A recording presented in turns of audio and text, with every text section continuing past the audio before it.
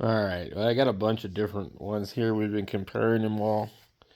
Um, this thing's definitely pretty good, but it pops and crackles, and like you turn it up loud, and you can hear like a funky pop randomly. So not sure what's up with that. Maybe the controls, maybe a bad capacitor. But this one here, I thought it sounded okay until I hooked it up tonight and I realized it kind of fizzles really quickly. You can barely get the volume to like a quarter of the way out.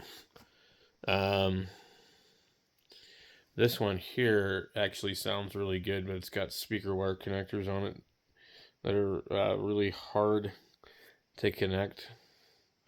So it's not quick and easy. I don't know who this is made by. Maybe Foster or something, I think, is maybe one of the companies that made these. So we got that. And we got a couple different of these Sonys that actually seem to have more bass and sound than a lot of the other ones. And then one of these Techniques. That Techniques is actually pretty good. It sounds pretty good. This one's got stuff wrong with it. This one's got stuff wrong with it. All of these like suffer from issues with the tape monitor buttons and things like that. This one here, not all of the posts on the back work. This one's about the same time period as this. It's 30 watts. I think this one's 55 watts or something. Well, I don't know what it is, but I'll have to look it up. It's an STA90. And this is a SX450. These just look really cool to me. There are certain Radio Shacks that definitely look like they might have been made by Pioneer. Like they have that kind of look. This thing definitely, yeah, I'm pretty impressed with it. So we might actually go through the trouble of ordering all the capacitors for it. And well, actually, I'll look and see. I have lots of capacitors on hand that are brand new, but I may look and see what I have. But the popping noise is going to be something in the audio chain.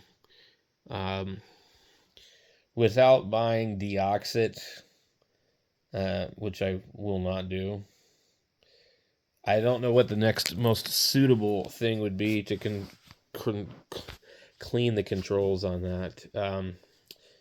I will not use deoxit. I'm not going to pay the money for it. Just not happening. Won't do it. They're not the only ones out there. You know, there was lots of other things around before they came onto the scene. Now, somebody will probably try and flame me over this, but I've used Walmart SuperTech lube, which is not WD-40, but it's just, I don't know what it is. It's, SuperTech lube in a can, and I've sprayed switches and all sorts of things with it, and I've had pretty good luck. And I've had guitar pots and things like that didn't want to come back without it, and but I've understand that it can ruin certain things.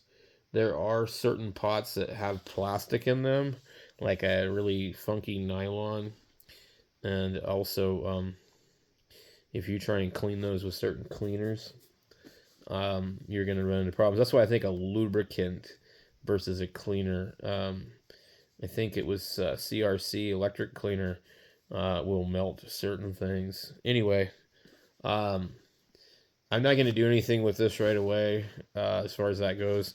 I'll do a little more research just to kind of figure out what I want to do. This one also needs to get cleaned pretty bad. It's pretty crackly, the Techniques. Techniques actually sounds really good. This one has just been, a pain. I think I might have already sprayed this one. There's a little bit of a rust stain here on this. Anyway, these are the oldest stereos that I have. An ST890, which is somewhere around 76. A SX40, I don't know what year that is. And this one is, if I can actually look back through it here again, I can see it's a 77. Let me see if I can actually show you guys. It's 77. 77. The year the month, 7th month, 12th day. So, yep.